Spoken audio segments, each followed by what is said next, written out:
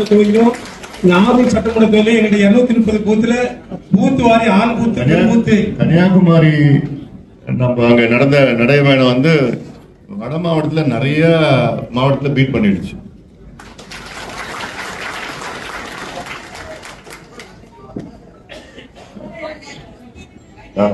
ராஜ்குமார் சந்துரு ராஜ்குமார் என்று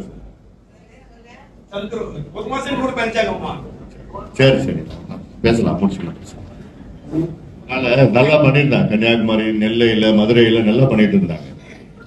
வட மாவட்டங்களை காட்டிலும் கன்னியாகுமரி மாவட்டம் 2026 மாங்கனியில் ஒரு சட்டமன்ற தொகுதியில் வெற்றியை பெற்று அதுக்கான அத்தனை பணிகளிலும் நாங்கள் ஈடுபட்டு வருகிறோம் என்பதை தெரிவித்து மகிழ்ச்சியுடன் விடைபெறுகிறேன்.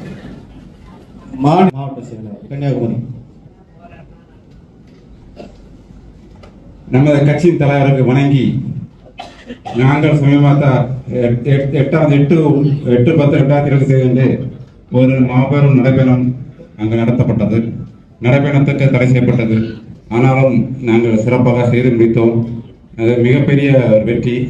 2026 நாங்கள் கன்னியாகுமரி மாவட்டத்தில் ஒரு சட்டமன்றம் நம்ம தலைவர் அனுமதியோடு ஒரு சட்டமன்றத்தை கைப்பற்றுவோம். அனுமதி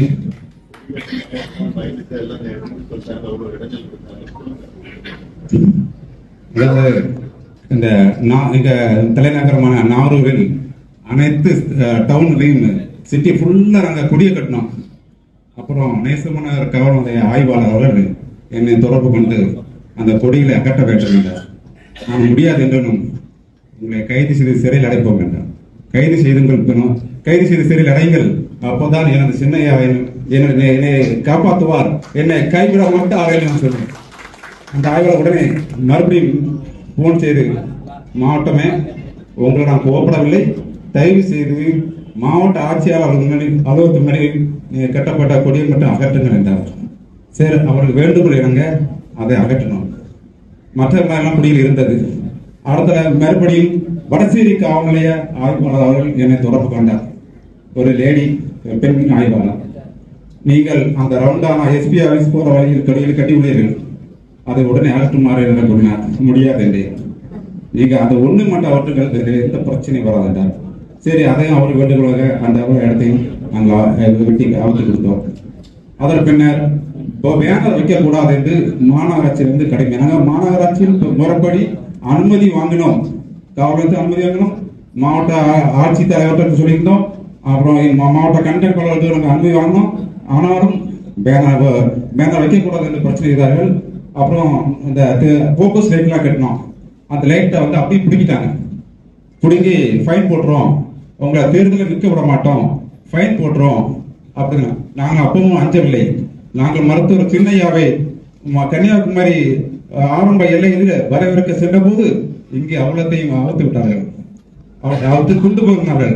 நான் தொலைபேசியில் தொடர்பு கொண்டு எங்களுக்கு கிழக்கு மாவட்டத்தில் நானும் மறுபடியும் சொல்லுவோம், கோடி அதாவது மாநகராட்சிக்கு நீ கொண்டு சென்றால் இந்த கன்னியாகுமரி நகரில் சம்பித்து போகும், விட மாட்டோம், அதை வைத்துவிட்டு செல்லுங்கள், இல்லை என்றால் எங்கள் உயிர் போனாலும் விட மாட்டோம் என்று சொன்னவுடன் அவர்களை வைத்துவிட்டு பின் வாங்கினார்.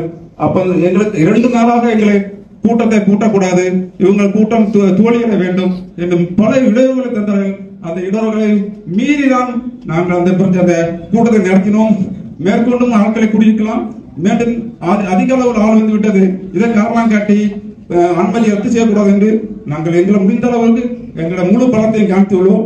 அதனால் இந்த 2026 நாங்கள் சட்டமன்ற தொகுதியை கைப்பற்றியே தீர்வோம் என்று முடிவெடுத்துள்ளோம். அதை சின்ன அனுமதி இல்லை, சின்ன 2026 சட்டமன்ற கைப்பற்றோம், உங்க அனுமதி வேண்டும், கைப்பற்றியே தீர்வோம், அதை சத்தியமாக எடுத்துக்கொண்டு. நன்றி, வணக்கம். நான் தான் மேடையிலே அனுமதி கொடுத்தேன்.